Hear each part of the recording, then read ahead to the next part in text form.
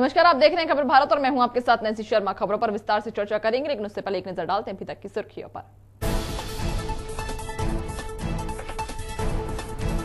Britain court ने माल्या को किया दिवालिया घोषित। भारतीय बैंक माल्या की संपत्ति कर सकेगी जब्त। माल्या के पास नहीं बचा कोई अपील का मौका।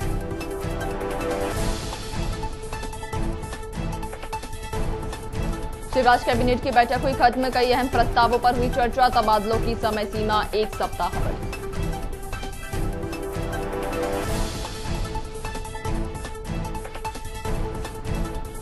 मध्य प्रदेश के पूर्व मुख्यमंत्री कमलनाथ ने फिर बोला प्रदेश सरकार पर हमला। कहा प्रदेश में शिवराज सरकार आते ही देश में हर मामलों में शीर्ष पर पहुंचा जाता है प्रदेश।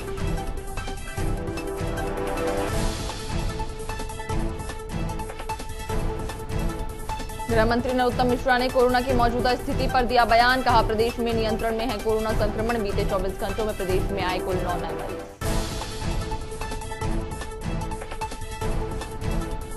और चिकित्सा शिक्षा मंत्री विश्वास सारंग का बयान। कहा कांग्रेस सरकार में एमपी में पनप रहा भ्रष्टाचार पर कांग्रेस करती है श्रेय लेने का काम।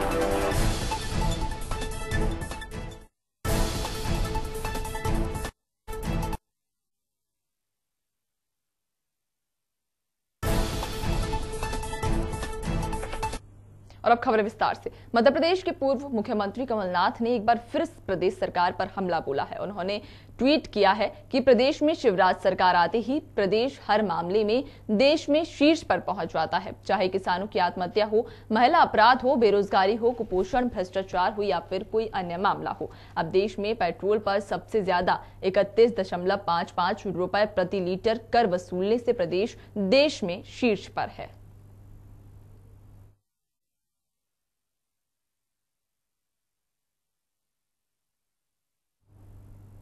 राजधानी भोपाल में गृह मंत्री नरोत्तम मिश्रा ने कोरोना की मौजूदा स्थिति पर बयान देते हुए कहा कि कोरोना संक्रमण को हमने नियंत्रण में किया हुआ है। बीते 24 घंटे में प्रदेश में कुल 9 नए मरीज सामने आए हैं। साथ ही गृह मंत्री मिश्रा ने केंद्र सरकार और मध्य प्रदेश और राजस्थान में पेट्रोल डीजल पर सबसे ज्यादा टैक्स लेने की बात कहने पर कहा कि मध्य प्रदेश में पेट्रोल और डीजल पर वैट कमलनाथ की सरकार ने बढ़ाया था। साथ ही नरोत्तम मिश्रा ने मीडिया से कई मुद्दों पर बात की। हम उसे उस तरह से नियंत्रण में किए हुए। पिछले 24 घंटे में कुल 9 प्रकरण नए आए हैं, जबकि 14 लोग ठीक होकर अपने अपने घरों की ओर गए। संपूर्ण मध्य प्रदेश में 137 अब एक्टिव केस कुल बचे हैं। 79,152 कल सैंपल लिए गए हैं। सैंपल में बार बार इसलिए भी दोहराता हूं कि तीसरी लहर की जो आशंकाएं व्यक्त की थी लोगों ने, उसको किल करने का एक ये माध्यम है। और इसलिए केरल सहित महाराष्ट्र में भले थोड़ा बहुत बैकअप आया हो, लेकिन हमारे यहां अभी नियंत्रण में लगातार इसी कारण से है। राजधानी भोपाल में चिकित्सा शिक्षा मंत्री विश्वास सारंग ने सरकार द्वारा अधिकारी और कर्मचारियों के वेतन में की गई वृद्धि पर बयान देते हुए कहा कि हमारी सरकार कल्याणकारी सरकार है। हमारी सरकार ने कर्मचारी और अधिकारियों के अधिकार का संरक्षण किया है। साथ ही उन्होंने कहा कि भूमाफिया, शराब माफिया के साथ सभी माफियाओं को कांग्रेस संरक्षण देती थी। हम भ्रष्टाचार को उजागर करते हैं, लेकिन कांग्रेस उस पर श्रेय लेने का काम करती है। देखिए, हाथ कंगन को आरसी क्या और पढ़े लिखे को फारसी क्या। आप और हम भी जानते हैं कि भ्रष्टाचार के मामले में जो रिकॉर्ड कायम किया वो कमलनाथ जी ने कायम किया था। चपरासी से लेकर और चीफ सेक्रेटरी तक की बोली लगती थी। एक एक पद पर 3-3 बार ट्रांसफर होते थे। ट्रांसफर उद्योग फल फूल रहा था। कालाबाजारी कांग्रेस के समय मध्य प्रदेश में पूरी तरह से सरकार में स्थापित हो चुके थे।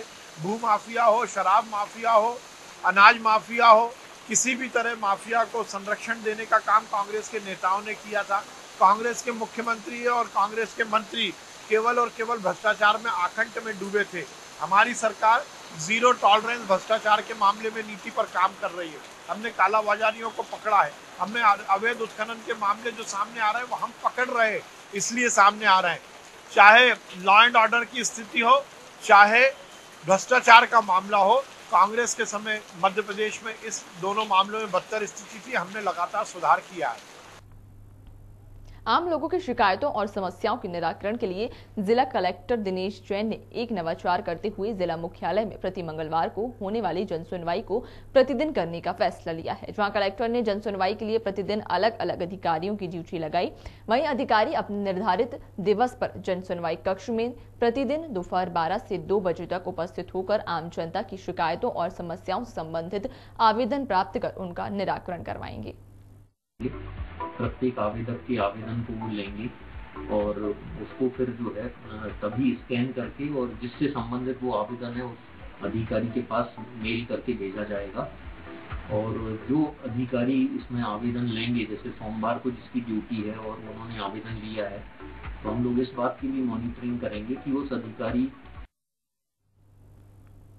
शुजालपुर पुलिस ने एक ठग को गिरफ्तार करने में सफलता हासिल की है। बता दें कि आरोपी रोहित दीक्षित विधायक, मंत्री और सांसद के नाम पर नौकरी दिलाने का झांसा देकर लोगों के साथ ठगी करता था और बताया ये भी जाता है कि आरोपी खुद को भाजपा युवा मोर्चा का पदाधिकारी होने के साथ साथ गृह मंत्री और सांसद का करीबी भी बताता था और लोगों को नौकरी दिलाने का झांसा देकर उनसे लाखों रुपए ऐंठता था। वहीं शिकायत के बाद आरोपी फरार बताया जा रहा था, जिसके बाद पुलिस ने आरोपी को गुनाह से गिरफ्तार कर लिया है।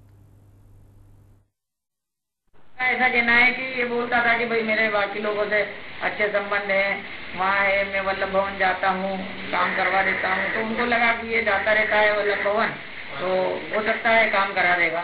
तो इस बात से उन्होंने उसके झांसे में आ गए।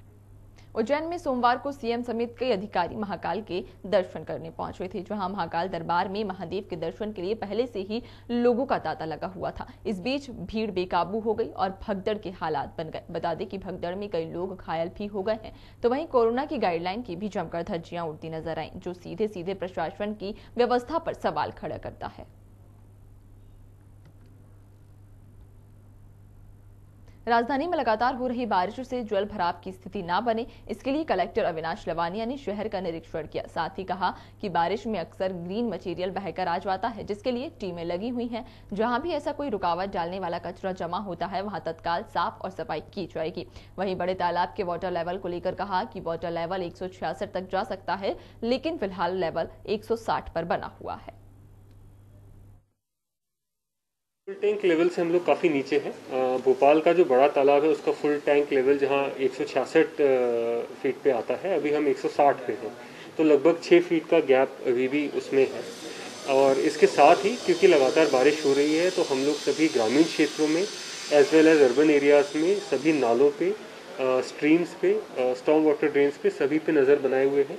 टीम्स हैं जो लगातार पहली बारिश में, जैसा कि हमको देखने को मिलता है कि पहली बारिश में काफ़ी सारा ग्रीन मटेरियल आके उसको चोक करता है स्टॉर्म वाटर ड्रेन को, उसको भी हटाने की कार्रवाई लगातार की जा रही है। और इस सब के माध्यम से सुनिश्चित किया जा रहा है कि कहीं भी जल भराव की स्थिति न हो। पन्ना में किसान कांग्रेस के प्रदेश अध्यक्ष ने मुख्यमंत्री के नाम अपर कलेक्टर को ज्ञापन सौंपा। बता दें कि पवई की ग्राम घुटेही में अधिकारियों की मिलीभगत से पंचायत के कार्यों में व्यापक स्तर पर भ्रष्टाचार किया जा रहा है। बताया ये भी जाता है कि जब भी कोई ग्रामीण भ्रष्ट अधिकारियों के खिलाफ आवाज उठाता है तो उसकी आवाज को दबा दिया जाता है, जिसके विरोध में किसान कांग्रेस के प्रदेश अध्यक्ष ने सीएम के नाम ज्ञापन सौंपते हुए कार्रवाई की मांग की। का जो काम आ रहा है और सचिव और सरपंच द्वारा भारी भ्रष्टाचार किया जा रहा है, और वहां पर अगर सुरक्षा दीवार बनी है तो अपने खेत में बनवा ली, और जो तलैया बन रही है वो जीसीबी से काम करवा रहे हैं, लेबर का पेट मार रहे हैं लोग और भारी भ्रष्टाचार कर रहे हैं। आज कलेक्टर से हम लोग मिले हैं और जो जनपद सीओ से पत्रकारों ने शिकायत की कि साहब ये हो रहा है, तो अभद्र व्यवहार किया। जनपद सीओ ने इतना बड़ा तानाशाह है पवई जनपद का सीओ, और अगर पवई जनपद के सीओ को तत्काल वहां से नहीं हटाया जाता, इसकी जांच नहीं कराई गई, तो उग्र आंदोलन होगा। हाँ, एक ज्ञापन आया है घुटेही ग्राम पंचायत के कार्यों की अनियमितता के संबंध में, तो ज्ञापन की जो है सक्षम अधिकारी से जांच कराई जाएगी। जांच में जो भी फैक्ट आएंगे, उसके आए हुए फैक्ट के आधार पर जो हमें जो संबंधित जो भी जिम्मेदार अधिकारी कर्मचारी होंगे उनको जो हम उनके विरुद्ध जो है ना नियमानुसार कार्रवाई की जाएगी। भिंड का सरकारी अस्पताल पार्टी हॉल में तब्दील हो गया। बता दें कि डॉक्टर धीरज गुप्ता ने सरकारी अस्पताल के मीटिंग हॉल में अपनी बेटी का बर्थडे मनाया। सिर्फ इतना ही नहीं बल्कि डीजे भी बजवाया गया, जिससे अस्पताल में भर्ती मरीजों को काफी परेशानियां हुई। देखा जाए तो सरकारी दफ्तर को निजी कार्यक्रम के लिए उपयोग करना कानूनी गलत है। अब बर्थडे पार्टी का ये वीडियो सोशल मीडिया पर भी जमकर वायरल हो रहा है। वहीं जिला CMHO अजीत मिश्रा का कहना है कि जांच के बाद ही कार्रवाई की जाएगी। हाँ, बिल्कुल गलत है और मेरी अभी संज्ञान में आया है। संबंधित जो भी व्यक्ति है, जो भी कर्मचारी है, BMO के माध्यम से नोटिस की कार्रवाई करेंगे और जो भी दोषी होगा उसके खिलाफ कार्रवाई करेंगे। बताया जा रहा है कि BMO की लड़की का ही बर्थडे था। नहीं, BMO की लड़की का नहीं था, कोई डॉक्टर धीरज गुप्ता उनकी बच्ची का बर्थडे था, ऐसा मुझे बताया गया है। जो भी जवाब आएगा उसके, जो भी संबंधित दोषी होगा उसके खिलाफ कार्रवाई।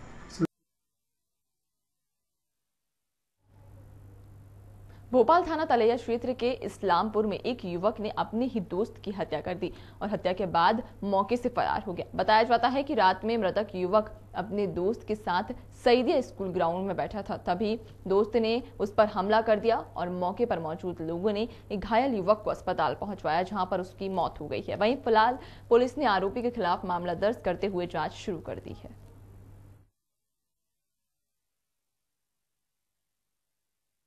ये हॉस्पिटल से तहरीर प्राप्त हुई थी, जिसमें से पता लगा कि चाकूबाजी की घटना इस्लामपुरा के सईदिया ग्राउंड पर हुई है।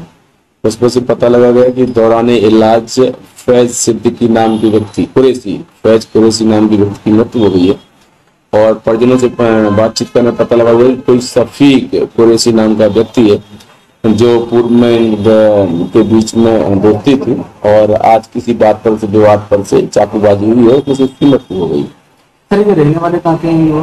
ये रहने वाले यहीं इस्लामपुरा के हैं और दोनों पास पास ही रहते हैं और पूर्व से एक दूसरे परिचित भी हैं। बाकी वजह का पता किया जा रहा है।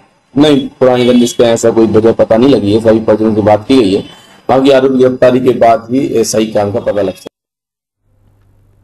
मध्य प्रदेश के राजगढ़ जिले में लगातार हो रही बारिश से मोहनपुरा डैम में तेजी से बढ़ते जलस्तर को देखते हुए राजगढ़ प्रशासन ने डैम के 8 गेट खोल दिए हैं। इस दौरान फिलहाल कोई जनहानि नहीं हुई है। डैम के आसपास के गांवों में राजगढ़ प्रशासन ने अलर्ट भी जारी कर दिया है।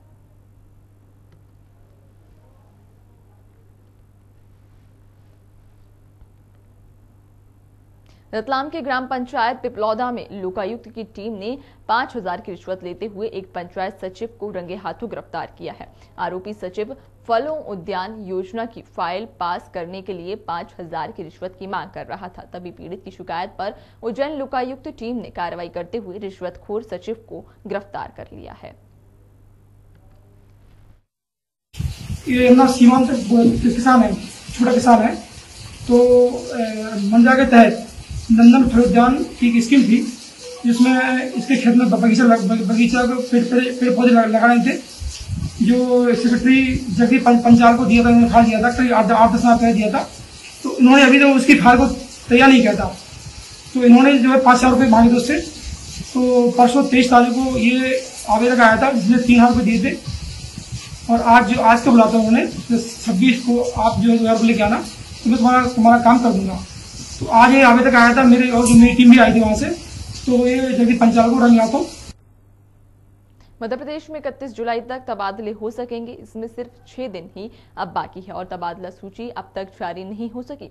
इसमें अधिकारी और कर्मचारी परेशान हैं। बताया जाता है कि सभी विभागों में करीब 24,000 ट्रांसफर एप्लीकेशन पेंडिंग है, जिसकी वजह से तबादला नीति में शामिल नियम और इसके चलते तबादला सूची मंत्रियों के यहाँ पर अभी अटकी हुई है।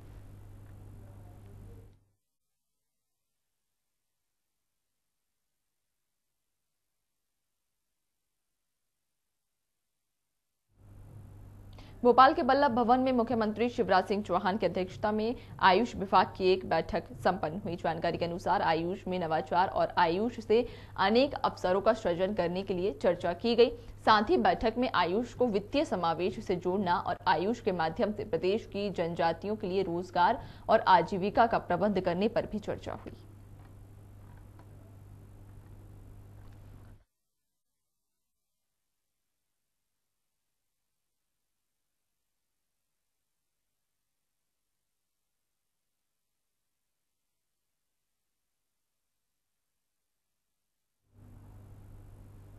फिलहाल की इस बुलेटिन में इतना ही। ताजा तरीन खबरें देखने के लिए बने रहिए आप खबर भारत के साथ। नमस्कार।